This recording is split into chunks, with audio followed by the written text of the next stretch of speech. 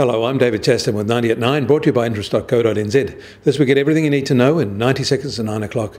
With news, the Americans have killed the World Trade Organization dispute resolution process. But first, in the US, consumer inflation expectations blipped up to 2.5%, and that adds to the expectation that the US Fed will hold its policy position next week. But they will be keeping an eye on the decline in household spending growth, as this survey had it diving to just over the inflation result. It is its lowest reading since September 2017 and is considerably below its 12-month moving average of 3.3%. The decline was broad-based across age, income and education groups. After a tough September, building permits in Canada were expected to rise, but they didn't. In fact, October is the fifth consecutive month where the number of residential building permits declined. But at least they're up from the same month a year ago, even if only marginally. And it was a tougher story for Canadian housing starts, with November starts 9.5% lower than the same month a year ago. In China, another local government infrastructure investment agency has failed to pay bond interest. They'll default if it's not paid within the 10-day grace period. And they aren't the first. China's bond market has seen a wave of defaults since last year. Chinese corporate bond defaults hit a record high in 2018 and are expected to break that record this year as businesses struggle with cooling economic growth.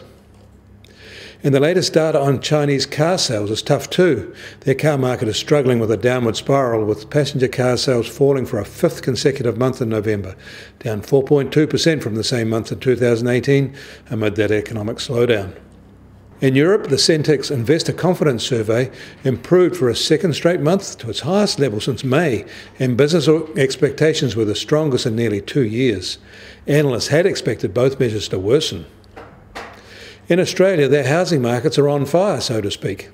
There were 2,837 homes taken to auction across the combined capital cities this last week, returning a preliminary auction clearance rate of 74.5%, and that was the busiest week of the year. The equivalent week last year had only a 41% clearance rate. In Sydney, the clearance rate was over 78%, boosted by a rush of buyers and a shortage of listings. And at the World Trade Organization, the Americans have killed the International Dispute Resolution Court.